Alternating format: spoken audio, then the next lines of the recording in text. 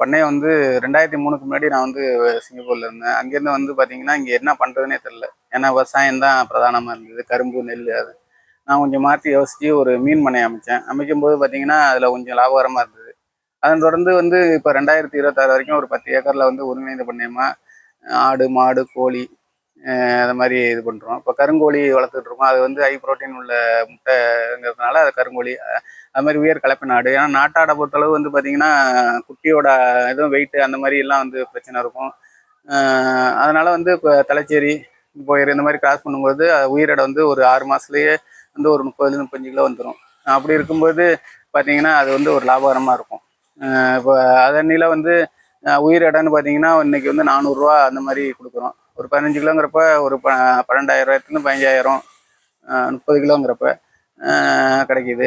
அது மாதிரி ஒரு 100 ஆடு வச்சுருந்தோம்னா ஒரு 15 லட்சம் நிச்சயமாக கிடைக்கும். ஒரு செலவு ஒரு 5 லட்சம் போனாலும் 10 லட்சம் கிடைக்கும். அதே மாதிரி மீன் குஞ்சு கல்கத்தாவிலேருந்து இறக்குமதி பண்ணி இங்கே வந்து கொஞ்சம் வளர்த்து பெரிய சைஸ் மீன் குஞ்சுகளாக விற்றுக்கிட்டு இருக்கோம். தரமான குஞ்சுகளாக விற்றுக்கிட்டு இருக்கோம். நிறைய விவசாயிகள் ஒரு 500 விவசாயிகளுக்கு மேலே வந்து வாங்கிட்டு போகிறாங்க. தொடர்ந்து வந்து செஞ்சுருக்கிறதுனால நமக்கு தொடர்ந்து ஆட்களும் தேவைப்படுது. வேலையாட்கள் தேவைப்படுறதுனால ஒரு 10 ஆள் தேவைப்படும் போது ஒரு 10 ஆள், இல்லாட்டினா தொடர்ந்து ஒரு 5 ஆள் நம்மள்ட்ட வந்து வேலை செய்கிறாங்க. வருஷத்துக்கு வந்து பார்த்தீங்கன்னா, ஒரு முன்னையெல்லாம் வந்து ஒரு 2 லட்சம் பர் ஏக்கர், 10 ஏக்கருக்கு வந்து 20 லட்சங்கிற மாதிரி ஒன்றா. அதை வந்து அதையும் வந்து என்ன பண்ணுறதுன்னா, ஒரு ஏக்கருக்கு வந்து 3லேருந்து 4 லட்சம் வந்து எப்படி நம்மளால உற்பத்தி பண்ண முடியும், வருமானம் எடுக்க முடியும். மீன் குஞ்சுகளாக இருக்கட்டும், மீனாக இருக்கட்டும், இல்லை வந்து ஆடு மாடுகளாக இருக்கட்டும், நவீன முறையில் நவீன தொழில்நுட்பத்தை பயன்படுத்தி எப்படி எடுக்க முடியுங்கிற முயற்சியில் இறங்கிட்டு இருக்கோம்.